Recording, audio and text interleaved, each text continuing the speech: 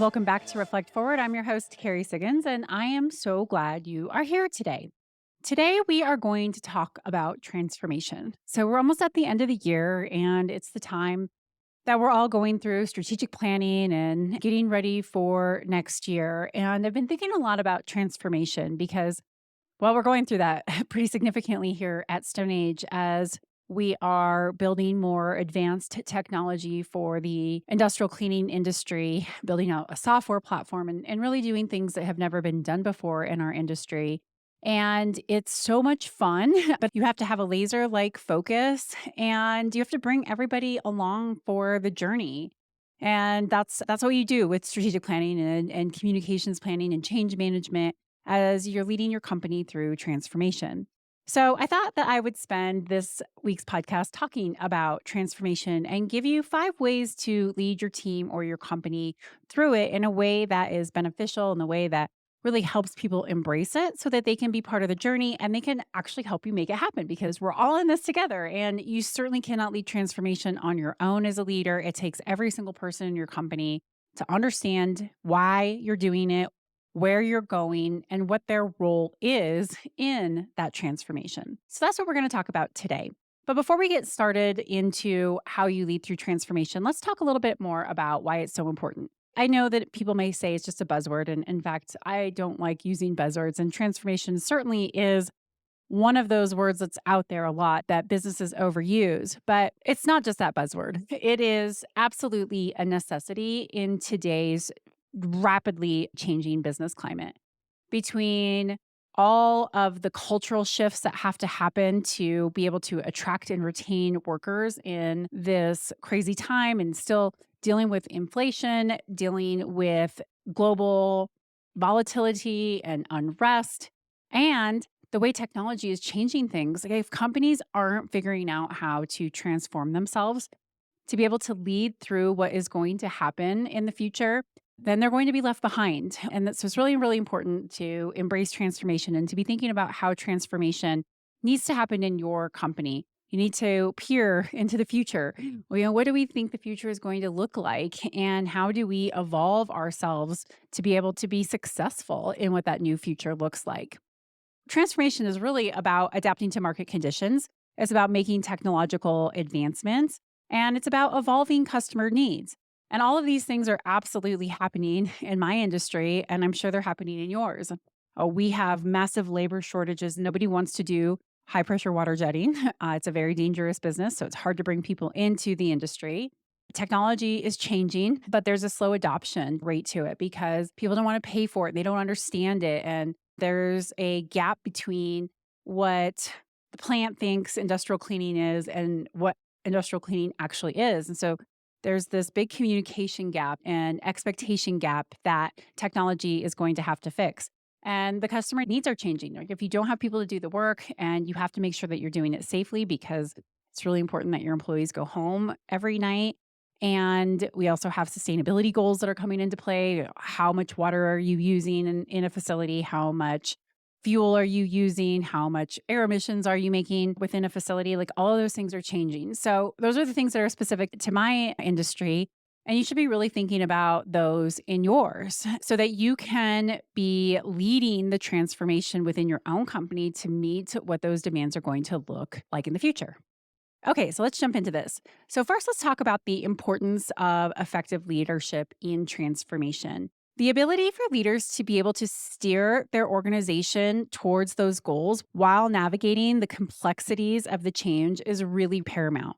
Leaders set the tone, the pace, and the direction of the change. They are responsible for aligning the company's vision, where we're going, with the transformation that needs to happen to be able to stay relevant and to outline the steps that you need to take to go through that transformation so that the team is not just on board, but they're also really truly committed to the journey. If you're going through a significant change, you have to have employees who are committed to helping you get there.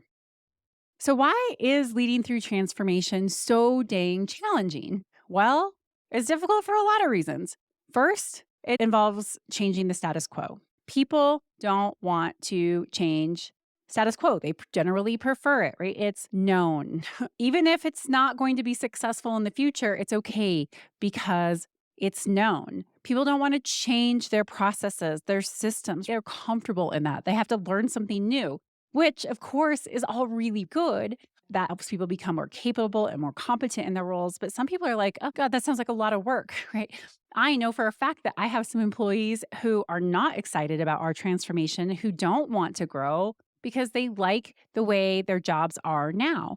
And part of me understands that. I get it when you're comfortable.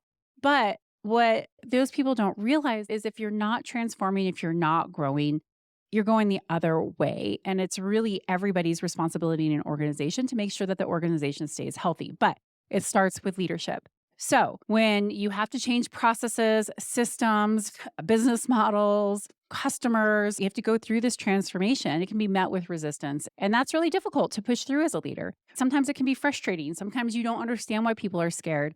Sometimes you don't even know that people are because they're not telling you.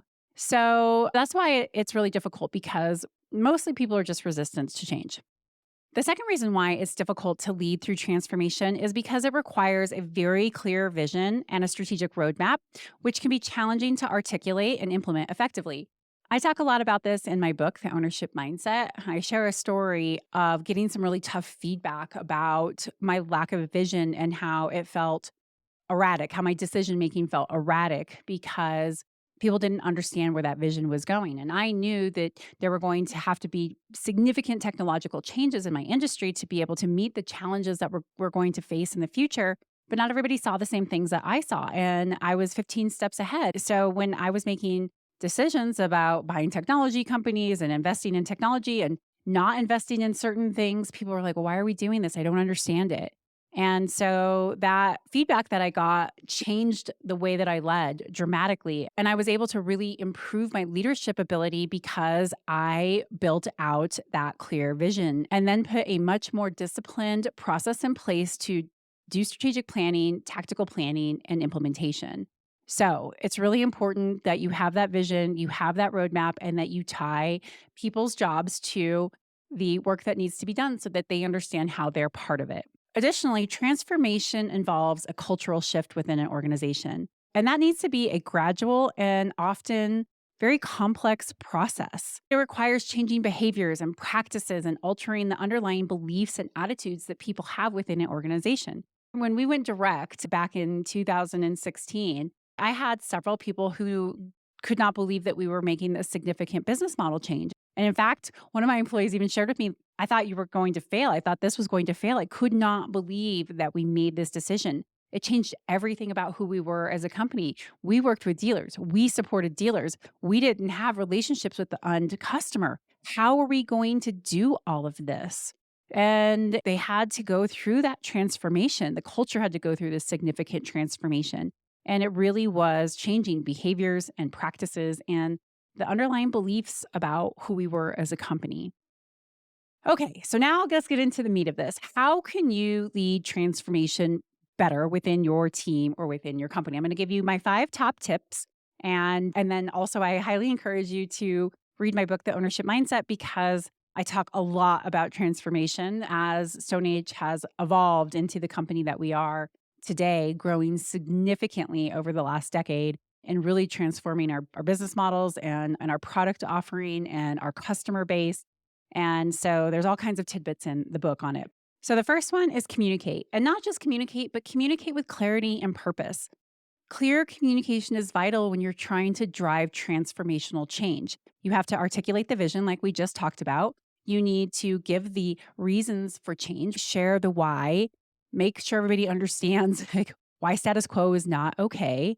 And then you need to communicate the expected outcomes clearly and articulately, right? You need to paint what success looks like.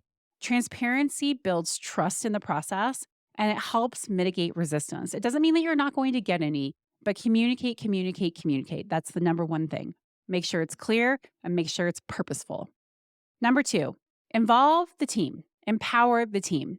Transformation is absolutely a team effort, and you need to empower your team by involving them in the decision making process. Transformation is a team effort, and you need to empower your team by involving them in the decision making process.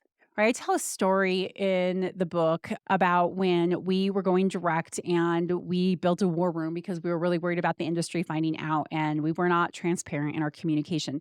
We just kept it really secret. Everybody in the company knew we were doing something bigger, but if you weren't one of the core planning people, you didn't know exactly what it was. And that was awful. And I will never, ever do that again. It caused so much distrust when it didn't need to be there.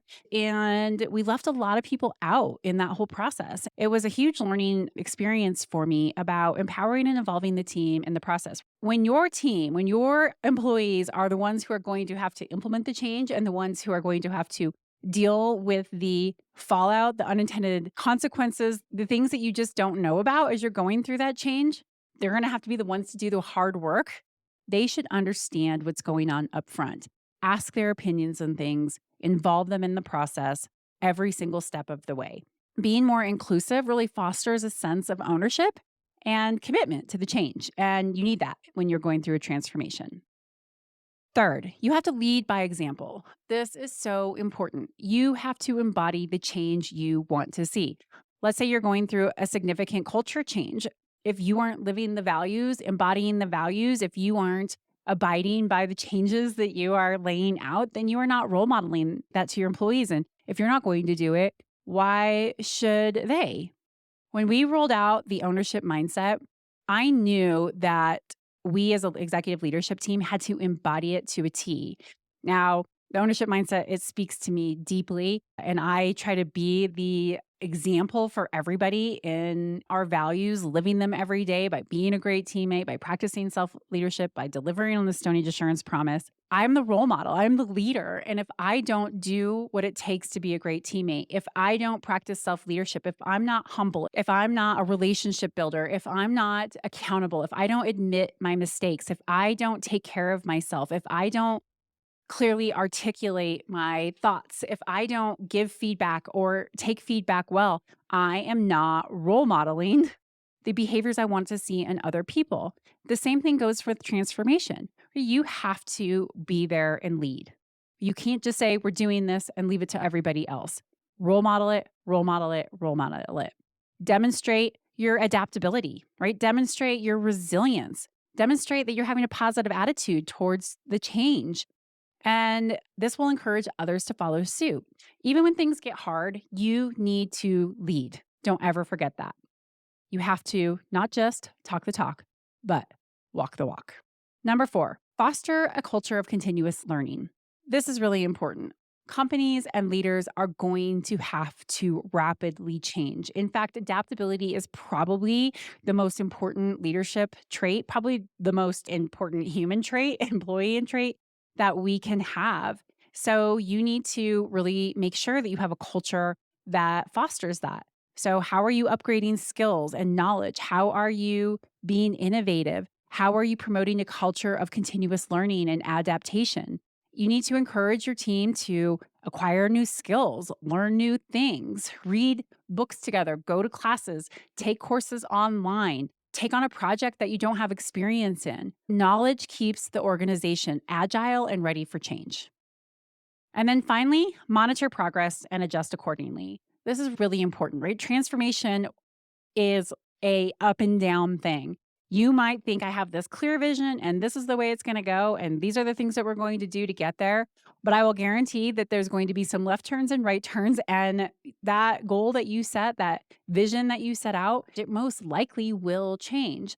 And that's why you need to monitor progress and make sure that you're still working towards the right goal. And if the vision that you set out needs to change, mine has, it absolutely has over the last 5 years as we've been really evolving into a more technology focused company, we are adapting and we are adjusting. We're taking what we learn and we're saying, okay, this isn't working. We're not going to do this anymore.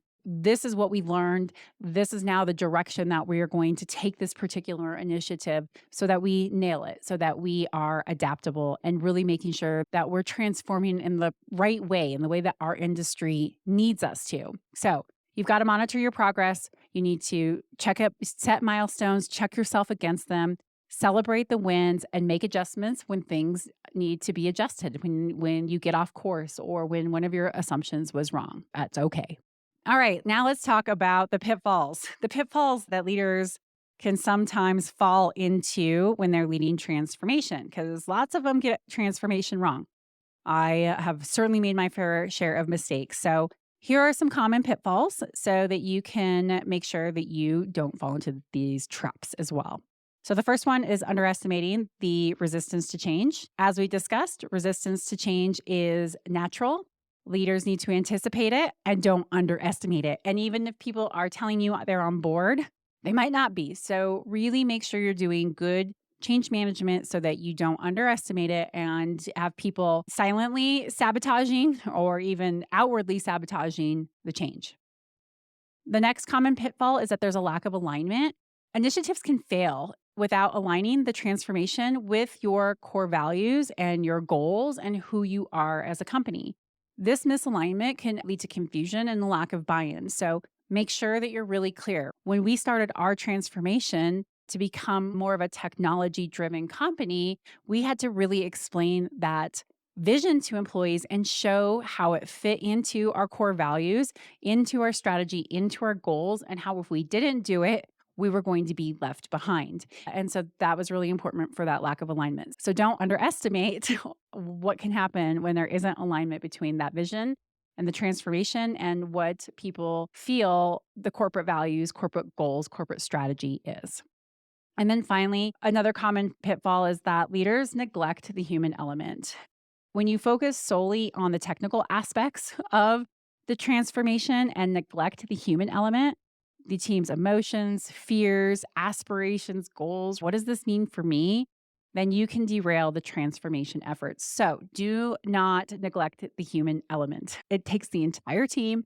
And if you aren't going into those feelings, those emotions that people have, then there's a good chance that your transformation will be hindered, slow down, or even fail.